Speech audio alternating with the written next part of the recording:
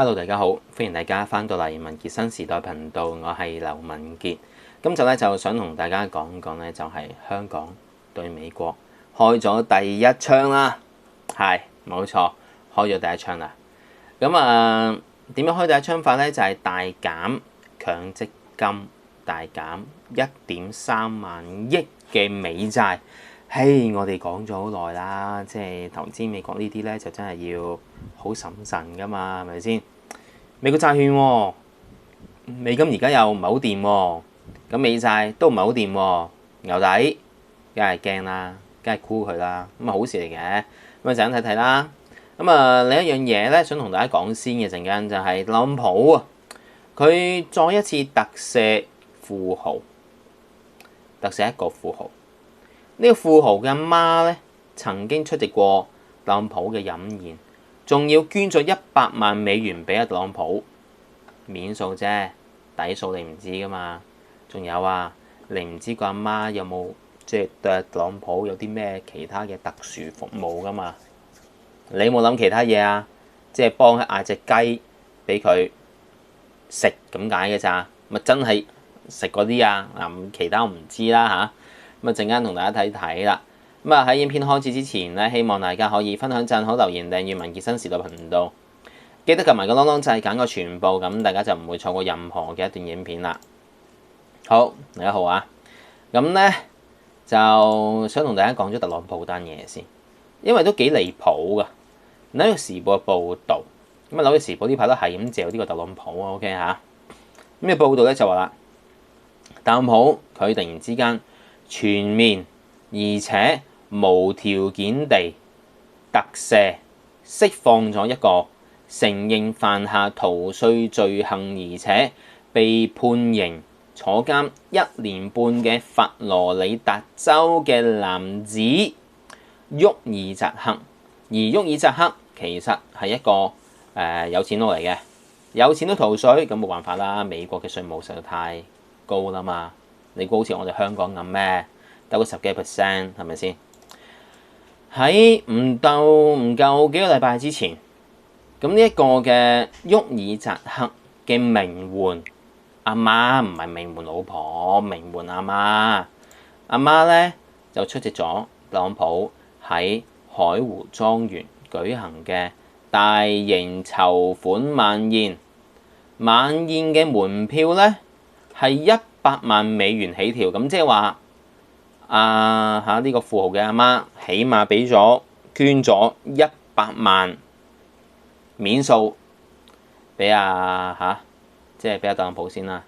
OK， 根據司法部嘅記錄就話啦，喺舊年11月，特朗普當選咗之後，前養老院高級主管沃爾扎克即係開養老院嘅 OK， 咁佢咧就向法庭認罪，就承認咧佢就係冇繳納呢一個嘅就業稅，亦都係冇申報佢自己個人所得稅，仲對佢喺南佛羅里達州嘅老人院養老院嘅員工預扣咗近750萬嘅稅款，但係就冇俾美國嘅國稅局，為重罪嚟嘅喎，大佬呢單嘢咁成千萬嘅喎，係咪？仲有檢控嗰邊仲話啦，呢個嘅沃爾扎克仲用呢一筆錢買咗艘價值200萬美元嘅遊艇，再喺高檔嘅商店裏面買咗一大集臨審嘅嘢。去到今年4月初，沃爾扎克被判刑18個月，並且要自己個人支付440萬嘅罰金。咁咧就拜特朗普赦免所賜啦。佢最終係點樣啊？全面地不需要地去赦免，即係咩意思咧？你諗住佢唔使坐嗰18個月？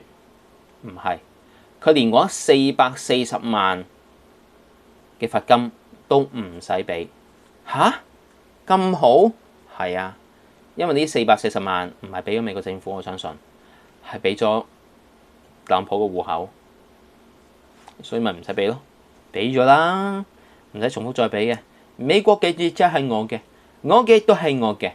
OK， 呢個沃爾扎克喺特朗普就職典禮前後，即刻提交咗一個嘅叫做赦免嘅申請，特赦申請，內容就列舉咗佢阿媽法戈為支持特朗普同共和黨人所做嘅種種努力。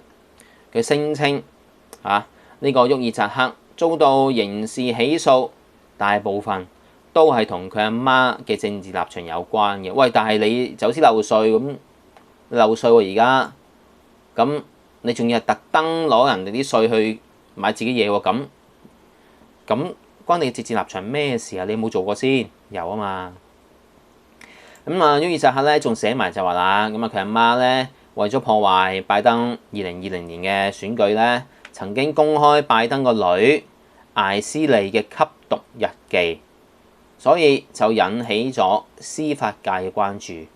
咁梗係就抄佢阿媽啊，有冇殺人放火啊，有冇走私漏稅啊，強姦啊，成等等啦。咁佢阿媽冇，咁抄佢個仔啦，一抄大把。OK，紐約時報嘅報導就話啦，法戈曾經係協助舉辦最少3次特朗普選舉嘅籌募活動。法戈就係佢阿媽。OK，特朗普喺2017同埋2025年2屆嘅總統就職典禮裏面，佢都係以 VIP 嘅身份參加 VIP 嘅活動，咁即係佢都捐咗唔少嘅喎。當然啦，佢捐唔少，佢都黐住特朗普得咗唔少啦。OK，喺2020年嘅時候，特朗普咧就有意係任命佢做美國國家癌症諮詢委員會嘅委員嘅。咁最終佢拒絕咗，唔好搞我啦咁樣嘅嘢。呢個嘅沃爾扎克咧被判刑之後，法戈就受特朗普邀請去參加海湖莊園嘅燭光籌款晚宴。哇，真係好光啊！銀紙嘅光閃靈靈。特朗普係演講嘅嘉賓。嗰個籌款活動咧就係由特朗普嘅超級政治行動委員會 Mega Ins 去主辦。嗰個晚宴結束咗唔夠3個禮拜，特朗普就赦免咗法戈個仔沃爾扎克。所以你話錢到位喺美國嚟講幾重要啊！一手交錢，一手交赦免，一手交人，快到爆。一個白宮嘅官員同紐約時報講，呢個沃爾扎克因為佢家族嘅保守政治立場而受到拜登政府嘅攻擊，但係佢冇做過，佢冇漏稅成等等，咁點攻擊佢呢？係咪先？特朗普仲赦免咗話一個熱衷於讓美國再次偉大 MAGA 運動嘅前警長。呢個前警長咧就係因為向民眾提供警徽去換取幾千元被判行賄罪。咁呢啲警徽係唔可以亂咁賣噶嘛？咁佢賣喎，咁正常啦，係咪先？仲有咧就係特朗普亦都赦免咗一個美國紐約州嘅議員啊，因為逃稅而被判服刑7個月嘅，被判服刑年幾又係，但係服刑咗7個月之後，特朗普咧就特赦佢啦。呢條友咧喺2014年嘅時候，因為逃稅嘅指控聲名狼藉，咁之後搞下搞下咧，又做翻議員啦。最尾咧都係要叫做又係逃稅，再入獄，再俾特朗普再特赦。哇！你諗下，即係特朗普係真係視法律如無物㗎，佢自己就係法律啦。OK， 總之有錢俾佢，佢乜嘢都可以幫你做。佢用晒佢嘅權力。OK， 呢年僆仔話啦，美國嘅富人同犯罪分子要好好珍惜嗰4年啊！呢4年啊，有錢就可以買到美國總統特赦，唔係成日有㗎。係，我都覺得係，我都同意，唔係成日有㗎。你估特朗普仲可以做咩？未必㗎。仲有就係有好多嘅呢件事出嚟之後咧，特朗普特赦呢單嘢咧，都特赦咗好多人，咁俾美國嘅媒體爆出嚟。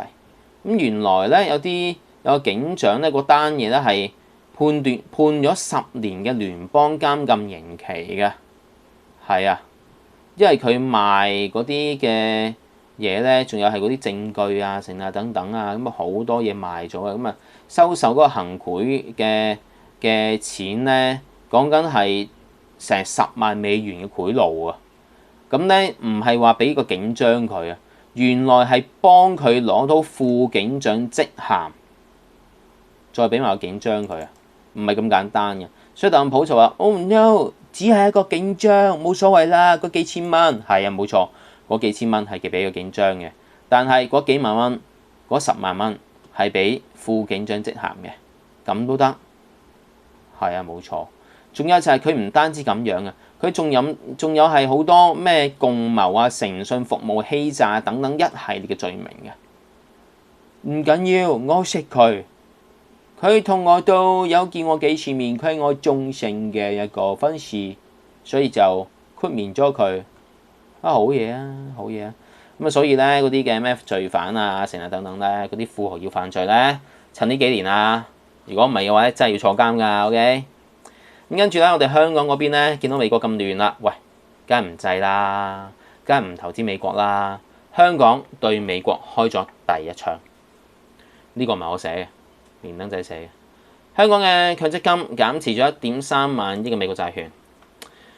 國際評級機構穆迪同埋其他機構而家已經係下調咗唔少美國嘅主權信貸評級㗎啦，令到多達1.3萬億嘅港元嘅香港強積金要減持呢個美債。咁啊，香港強積金咧就係積金局啦嚇，未有理會市場意見，咁啊表明咧就係無意改例嘅，強調美國如果失去咗最後一個可以認可機構嘅3條 A 嘅評級咧，強積金嘅資產配置比例咧將不再係准許持有10%嘅美債。梗係啦，掟佢啦！你仲等咩？不過算啦，佢呢一個咩3條 A 都冇啦。OK， 另一邊廂咧，匯豐英國行政總裁咧又叫 Ian 啊。OK， 咁佢咧出席英國嘅國會聽證會嘅時候就話啦，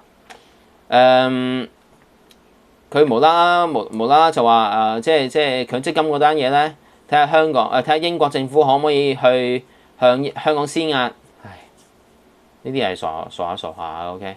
咁啊，都唔知點樣無啦向我哋施壓做咩啫？呢個匯豐嘅英國行政總裁喎，你匯豐講真啦，你叫上海匯豐商業銀行，你做乜鬼嘢？你個總部要擺英國咧？你一係擺翻嚟香港，一係擺翻上海啦，匯豐係咪先？嗱，而家咧睇睇嗰啲美債嘅叫做持有量啦嚇，前10大嘅，除咗日本。第一日本，第2中國，咁跟住咧係英國啊、盧森堡啊、開曼群島啊、比利時、加拿大、法國、愛爾蘭、瑞士嘅。11咧就係中國台灣島嘅。OK， 咁啊之後我哋香港咧就原本前10咧，賣下跌後咗啦。其實而家中國內地咧其實係排第3嘅，英國排第2嘅。OK， 咁所以咧其實。喺呢一個時間裏面，大家見得到，咦？我哋即係我哋國家，我哋自己都賣咗唔少。香港排第12，香港排第12，大約有2500億美元嘅美債嘅。OK， 咁1.3萬億港元嘅美債係有幾多錢咧？即係1600億美元左右。咁即係話，如果我哋香港減咗1600億港元嘅話咧，1600億美元嘅美債嘅話咧，我哋持有美債嘅排名經濟體咧，我哋將會跌到落21。我覺得咁樣嘅話係更加安全嘅。OK， 嗱，排第13嘅新加坡，14嘅係印度，15係巴西，16係挪威，17係沙地阿拉伯，咁18南韓，19啊德國，20係墨西哥嘅。咁啊喺今次嘅關稅戰裏面咧，其實大家都以美債咧作為一個嘅談判嘅武器嚇。咁啊嚟緊，究竟大家唔同嘅國家地方係買美債定掟美債呢？唔知啦，我哋放長雙眼睇。唔知大家點睇啦？歡迎大家喺下面留言話俾明聽，你點睇呢單嘢？今集嘅時間就差唔多，喺影片完結之前，希望大家可以分享讚好、留言訂閱民傑新時代頻道，記得撳埋啷啷掣揀個全部，咁大家就唔會錯過任何嘅一段影片啦。我哋下集再見，多謝大家 ，thank you，拜拜。